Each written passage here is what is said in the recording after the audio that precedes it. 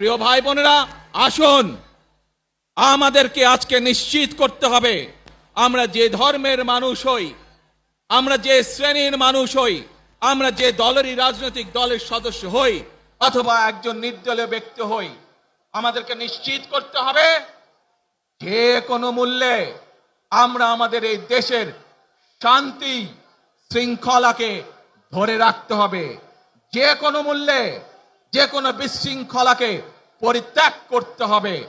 যে কোনো মূল্যে আমাদেরকে নিশ্চিত করতে হবে যাতে মানুষ নিরাপদ থাকতে পারে।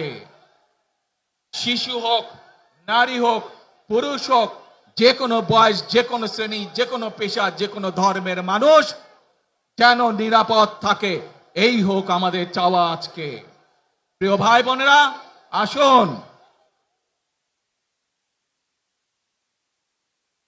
প্রিয় ভাই বোনেরা, সবাই মিলে আজ আমরা প্রতিজ্ঞাবদ্ধ হই, সবাই মিলে করব কাজ জোরে আরো সবাই মিলে করব কাজ, ধর্মমদের বাংলাদেশ।